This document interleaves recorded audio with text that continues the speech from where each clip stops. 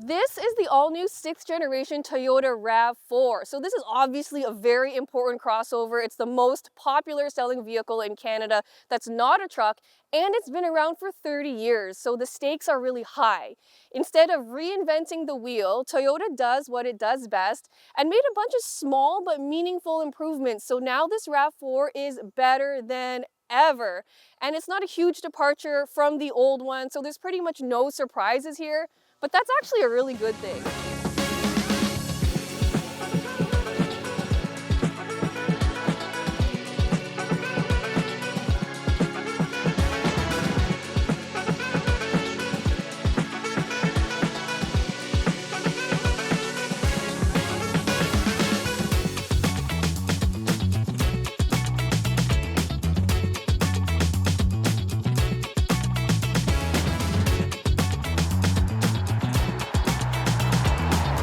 For more expert car reviews, don't forget to share our channel and subscribe so you can catch some of this and maybe even a little of that.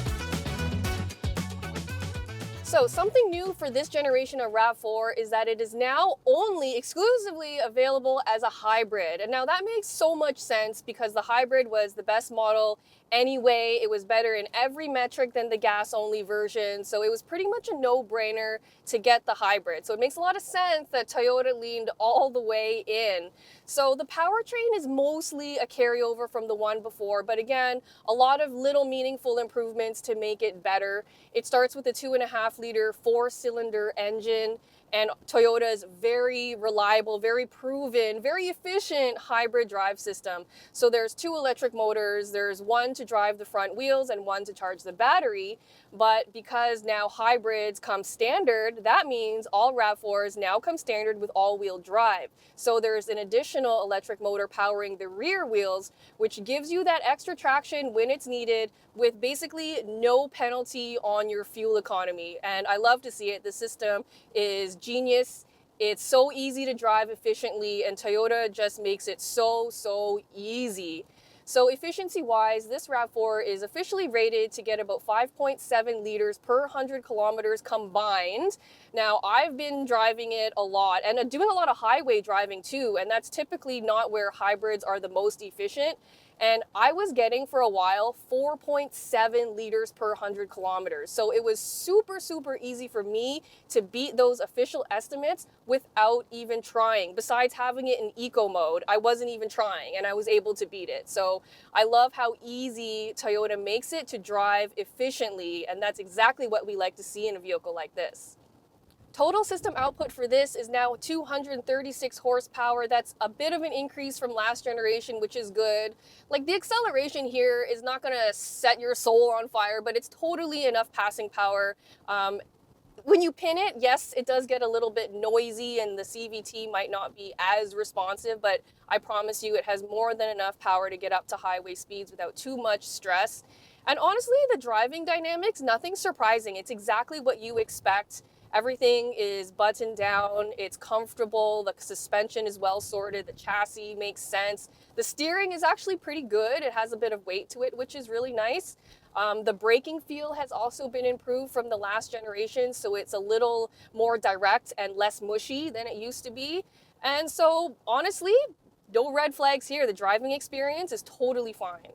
So the interior, again, no surprises here. It is built with functionality in mind and not quite style. So yes, this interior is quite boring and it's very drab. Everything is black. There's not a lot of color in here. And that's actually okay because everything is very practical in here. I love the fact that there are storage cubbies everywhere. There's bottle holders in the door that are big enough to fit my water bottle. There's a lot of space for small item storage, which I love because that's exactly what a family crossover like this should have. I wish there were less hard plastics used everywhere, and I wish there was a bit more color, you know? If you get the woodland version of the RAV4, that interior is actually a lot more interesting because it uses some cool orange trim and some orange fabric. And it's honestly such a little detail that goes so far into making the cabin feel more alive. So I wish Toyota would have used that kind of color in the rest of the RAV4 lineup because it could really use it. The infotainment system has also been improved, so it's a lot less clunky to use than it used to be. Big improvement. I love the fact that there is a customizable row of shortcuts that's always visible that really helps make it easier to navigate. There are some physical buttons for climate control and drive modes, but of course, I'm always going to ask for more physical buttons. Like even to have a fan speed controller would be very useful, like a little knob for that would be great and make it way more user friendly. But I think Toyota has made a lot of great improvements in terms of how usable the infotainment screen is, so I love to see that.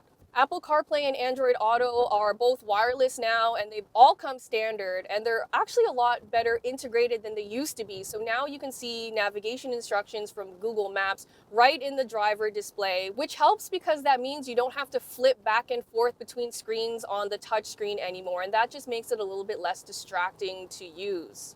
The interior in general is very straightforward and user-friendly. You know, even having this old school style shifter makes so much sense because everyone knows how to use this. So whether you've been in a RAV4 before or you're new to Toyota, you should be able to get into this and pretty much figure out how everything works instantly. It's very user-friendly. Some other great news is that cargo capacity has also increased for this generation. So in the back behind the third row, there's 1,070 liters now, and then with the 60/40 seats folded flat, it opens up to 1,994 liters. Now the RAV4 has always been one of the leaders in cargo capacity, and it's got a nice square shape. You know, the load height is good. It's got an automatic opening and closing tailgate. So in general, very easy to use, very practical. However, I would have liked to see the rear seats split in a 40-20-40 pattern instead to make it even more practical. But hey, Toyota, maybe for next generation, you can keep that in mind.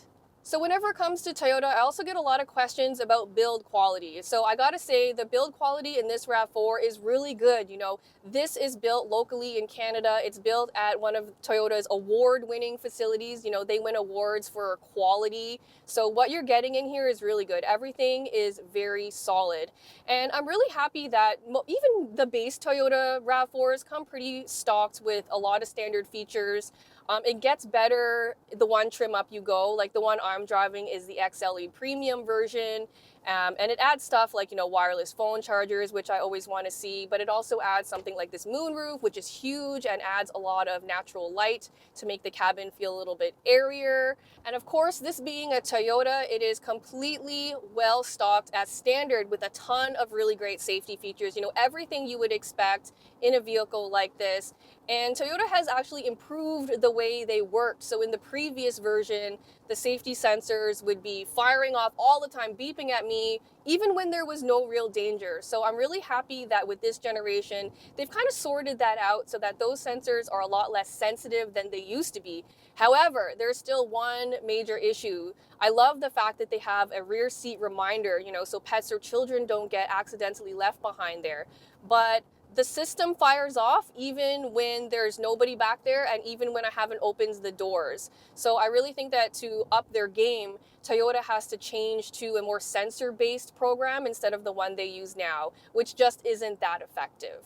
So pricing for the base RAV4 starts at around $37,500, which I think is a really great bargain considering what you get. The one I'm driving is the XLE Premium, and that starts at around $46,000 plus the destination. And then the top trim limited tops out at $52,000, which is a bit higher on the value scale, but I think somewhere in the middle is a really good sweet spot. Like I really love the Woodland one that I drove a couple weeks ago. And this one I would probably skip the premium package to save about $2,000. But I think you really get what you pay for. There's a lot of value packed into these, which I love to see. To recap, I love the Toyota RAV4's practical interior, efficient powertrain, and the fact it's built right here in Canada. I'm not a fan of the drab interior or that there's nothing really groundbreaking in here. The Toyota RAV4 actually doesn't need to be groundbreaking because its reputation precedes it. We love this family crossover because it's efficient, it's practical, and it's familiar, and it's just so well-rounded, and it does its intended job so well. Add to that the fact that it is so reliable and that it's built right here in Canada, and you really can't go wrong.